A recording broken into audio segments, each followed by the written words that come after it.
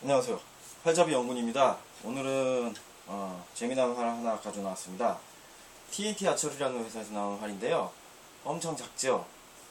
예, 작기로 소문난 리버티랑 거의 한 그 제품군을 이루는 그런 제품으로서 아처리 톡이나 해외 이제 뭐 관련한 그런 사이트들 뒤져보면은 리뷰를 거의 비교를 같이 해놨더라고요. 얘랑 리버티랑. 그래서 리버티가 한 200불 정도 더 비싼데 이 제품하고 비교했을 때 뭐 비교를 많이 당하는데 이 제품이 더 낫다라는 게 거의 중론이더라고요. 그래서 재미가 나서 제가 한번 수입을 해봤습니다. 크기를 잠깐 비교를 해드리자면은 뭐 엄청 큰 활하고 비교하면은 좀 재미가 없으니까 그나마 작은 활하고 비교를 한번 해보겠습니다. 인베이전 같은 경우 30인치가 조금 넘는 활이기 때문에 작은 헌팅용 보호 축에 들죠. 보십시오. 상당히 작습니다. 저희 조카가 자기 활이냐고 그러더라고요. 들어갔더니 이건 내 활이야? 그런데 몇 파운드야? 라고 물어보더라고요. 그래서 80파운드 그랬더니 좀 놀래더라고요.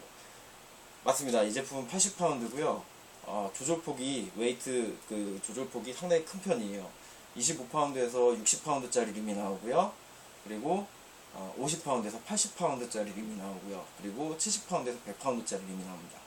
엄청나죠? 이 제품 이제 홈페이지 들어가 보시면 다들 정보가 있을 텐데 어떤 특징이 있냐면은 이게 보호 프레스 리스 제품이에요. 예, 무슨 뜻이냐면은 보호 프레스가 없이도 활이 완전히 해체가 됩니다.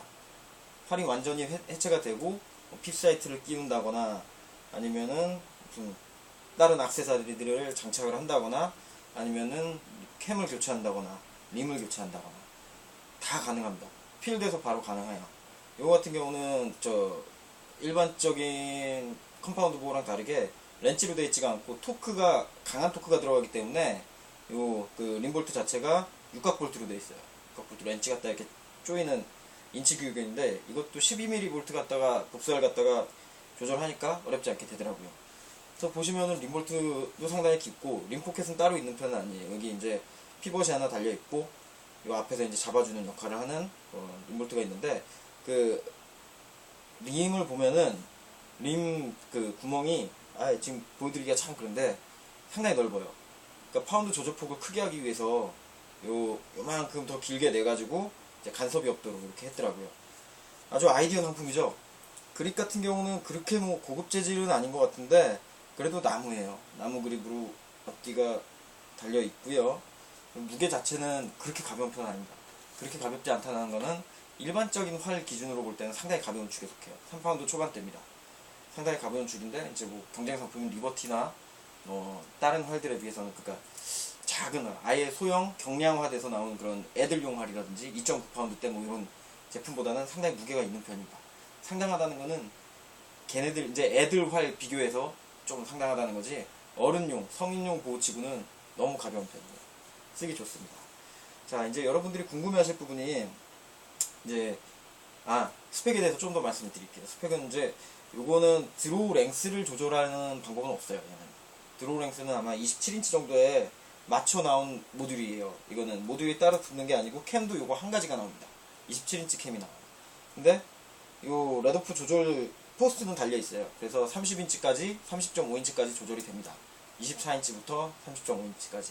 물론 레드오프는 기본 레드오프는 80%에서 좀 변화가 있겠죠. 제가 드로우 체커로 재해보니까 한 65, 그러니까 29인치에 맞춰놨을 때 한 65% 정도 나오더라고요. 힘이 쭉 당겼을 때 75파운드에서 계산이 안 되네요. 모르겠어요. 어쨌든 그때 계산으로는 65% 정도 나오더라고요. 상당히 재미난 활이죠. 자, 여러분들이 제일 궁금해하실 만한 부분이 탄속이죠. 탄속 제일 중요하죠. 지금 요 활 세팅은 75파운드로 되어 있어요. 상당히 좀 엄청나게 센 드로우 웨이트다 라고 이렇게 판단을 하실 수 있는데 실상 당겨보시면 전혀 그렇지 않습니다. 인베이전 75파운드 죽어요. 완전 힘들어요. 그렇지만 이 제품 75파운드는 예전에 크로닉 당겨보신 분들은 아실 거예요. 크로닉 얼마나 쉬운 활인지. 그 정도 됩니다. 솔캠인데다가 상당히 크죠. 곡률도 거의 없습니다. 참해요. 속도 어떻게 나오는지 한번 보겠습니다. 지금 뭐 저 옥테인에서 나온 요 캡처레스 달아놨기 때문에 속도를 약간 손해는 볼 거예요. 그렇지만 뭐 지금 픽 사이트도 안 달려 있고 액세서리들이 아무것도 안 달려 있기 때문에 어느 정도는 실제로 뭔가 세팅이 완료가 된 상태에서의 탄속이라고 보셔도 될 거예요. 자, 탄속 측정 한번 해보겠습니다. 이 화살은 맥시마 블루스트릭 화살이고요. 이게 소프트캠이기 때문에 이게 350번 안 쓰고 250번 걸어놨습니다. 한 380g 정도 될 거예요. 길이 맞죠? 길이가 30인치짜리. 길죠? 자, 한번 쏴보겠습니다.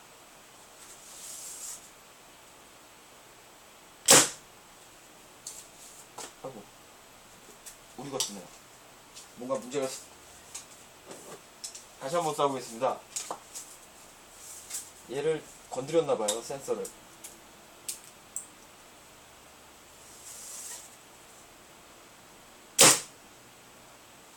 자, 보이시나 모르겠네요.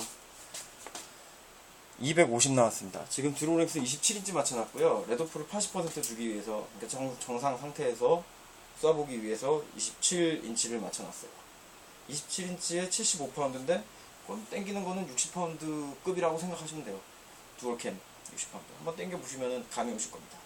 이 정도 속도면은 실렵에서도 무리가 없고, 또 보호피싱 나가셔도 무리가 없을 것 같아요. 상당히 괜찮은 제품이에요.